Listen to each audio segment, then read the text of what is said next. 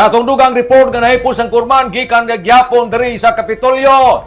Matag siyam ka minuto jaoy mamatay gumikan sa rabies. Ang kagamhanan sa lalawigan sa Surigao del Norte mi pasabwag ning impormasyon kabahin sa kasaulugan sa World Rabies Day 2025.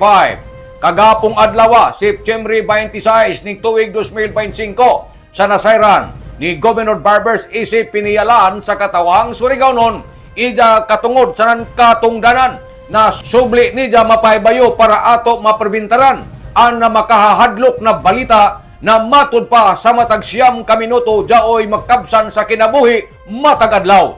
Base sa report na ato naipos ini na sakit 100% nga maperbintaran kung kitang mga katawang Surigaonon mamati lamang sa mga pahimangno gikan sa buhatan sa Maradyaw na panlawas sanan iniisab ang mga pahimangno gikan sa buhatan sa gobernador. Kinahanglan ang idyo mga binuhi na ido sanan miya kinahanglan nga idyo gadyon pamakunahan.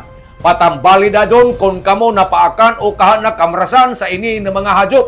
Idyo isabwag ang mga importanteng mga pahimangno ngadto sa idyo pamilya sanan sa komunidad. Bisan sa simpleng aksyon, ato himuon na kita makaluwa sa kinabuhi sanan ato maangkon ang kalibutanong tumong sanan tinguha. Si Governor Barbers nang hinaot nga tana wayay mamatay tungod sa rabies hangtod sa tuig 2030. Protektahi ang idyo pamilya, protektahi ang idyo kaugmaon. Kita mulaong, let's end rabies.